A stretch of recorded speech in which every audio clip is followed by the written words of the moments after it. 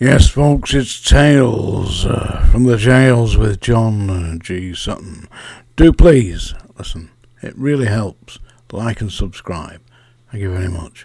I'm going to talk today about knife crime and the problem we've got with children becoming extremely violent. Where is all this coming from? I can only say that when I was a boy, from the age of about 9, 10, 11, that age, sure, there were fights, but they were in the playground or on the playing fields after school. As time went on, of course, it developed, and we ran out of bullies at the school I was at. It was about a school of about 600-700 pupils, we didn't have many bullies there, because I never liked bullies, you see. I'm not a bully. I had a problem, of course, when I was a kid, because I was reasonably good at dealing with the bullies. I'd get the young kids, a bit like Michael Gove. They looked a bit like Michael Gove, come up and offer me the dinner money to protect them. I never took the money. I just said, listen, if anybody troubles you, just tell them John says don't do it. And I used to quite frequently intervene, which I was good at doing that.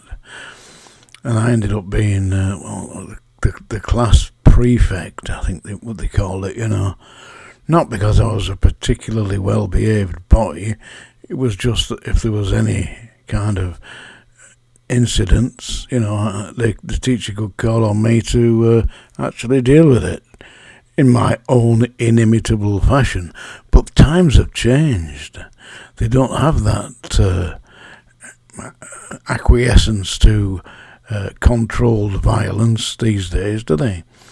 They've got children wielding knives, taking knives to school, and eventually it leads to what's happened in the park. They've been sentenced today to a minimum of 8 years imprisonment, these 12-year-old children.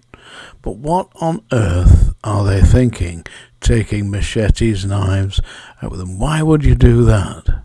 Well, the reason seems to be that a lot of the bullies now are doing that. They're using knives and weapons, whereas get back to the 1950s, 1960s, they didn't do that. I've been attacked by knives on a couple of occasions. Attacked by a taxi driver who tried to overcharge me in London, and I hung him on the railings. I put his knife back in his pocket and said, don't do it again. I was gentle, well, as gentle as you can be when you're giving somebody a good hiding, but I assumed that he learned his lesson. Somebody else attacked me with a knife, ran at me, and unfortunately for them, I was standing directly in front of a brick wall, so as they got within about 6 inches of me, I did a matador on them and ran them head first into the wall. They soon dropped the knife. In fact, they fell on the floor and couldn't get up. I felt sorry for the guy in the end. He obviously made a big mistake. But not like that today. They are actually injuring people, and they're ending up in institutions. They'll end up in what used to be called like a care home for children, a form of Borstal, really, and that's where they're going to end up. And these are the youngest children to be sentenced for murder since the Bulger case in Liverpool, where they abducted that little boy and tortured him and murdered him and ended up in prison. One of those has actually rehabilitated himself, so I believe, but the other guy is still banged up because every time he gets out he reoffends. It's within the nature of some people to be criminals, but I've advocated this for some time, that 3 violent offences and you've got to be out, because you're not safe in society. That, we all know his name, Charles Salvador, who used to be Charles Bronson. He has served 50 years of his time, of his life, in prison. Now, that's because he cannot resist violence. if you're going to use violence, then it's got to be used economically. You know, you wouldn't willy-nilly go out and beat people up or suddenly decide that you're going to administer instant justice to people who are offending, unless you're protecting yourself. And my experience of protecting yourself and dealing with thugs has been a really negative one. I wouldn't advocate it for people unless you absolutely have to. Because if you do use violence, then the police are going to arrest you. Doesn't matter if the other people have attacked you. Look at the farmer who was... people were breaking into his house, and he reported it time after time, and it was the same people doing it. So he got himself a shotgun, and when they broke in, bang! He ended up in prison, but he came out. But he'd had all that trauma, and it would have definitely destroyed his life. But they were destroying his life anyway. The terrible thing is that society seems to have taken a really violent turn here, where children are going out armed. And what are these zombie knives and super machetes? I don't know if you've ever seen them. They look quite horrific. I mean, they can't be for any legitimate purpose. The only thing that they are there for is either for display or actually using as a weapon. So, and if you saw your child with one of those, instantly the parents would take them off them. Of course, when you've got violent, aggressive parents, it can be that this is seen as perfectly normal. You know, that's the way the family is, violent. And I do quite like the gypsies, but the gypsies batter the children. Did you know that? They beat them from the early age, so that they become, when they're young adults or adults, virtually immune to pain. I don't know if any of you have ever gone to had a battle with gypsies. I have, and there's only one way to deal with them if you're going to deal with them physically, and you've really got to go all the way. There's no point playing around, giving them a slap. They don't know going to feel it. The only thing that they know is they're down and out, and once that's done, then you've done it, and they're all right. But if you're going to be violent with a gypsy, then you've really got to do it. You can't mess about. But violence in society is getting far worse than when I was a child. I mean, as I said at the start, you know, it's amounted to going out onto the playing fields afterwards, and it was a fair fight. It wasn't ever going to be somebody pulling a weapon on you.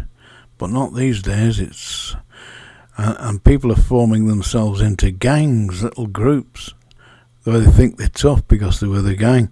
This isn't the case at all.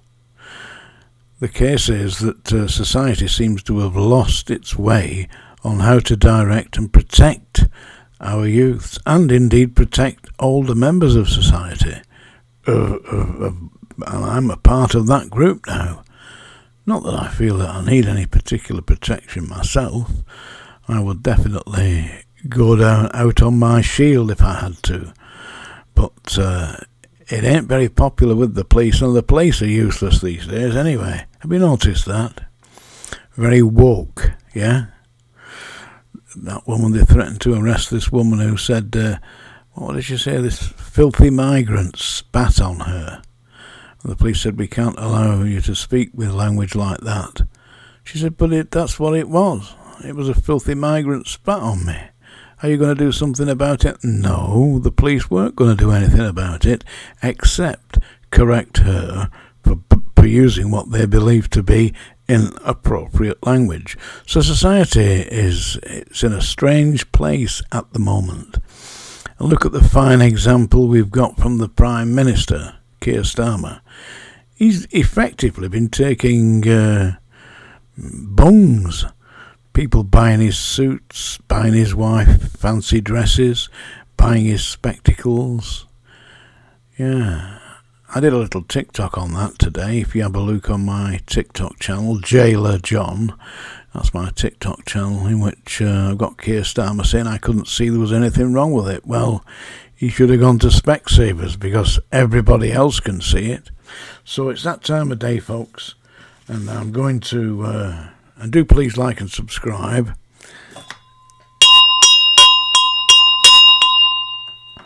The Song Dinger. Go for it. So if you're still here, you deserve what you're about to receive. This is another Roger Miller song. This is probably Roger Miller's most famous song. It's King of the Road. Are you ready? Trailers for sale or rent, rooms to let 50 cents, no phone, no pool, no pets. I ain't got no cigarettes. I spent 2 hours of pushing broom by the 8x10 4-bedroom.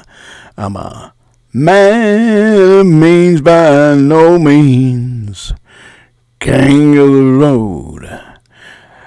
3rd boxcar midnight train, destination Bangor, Maine.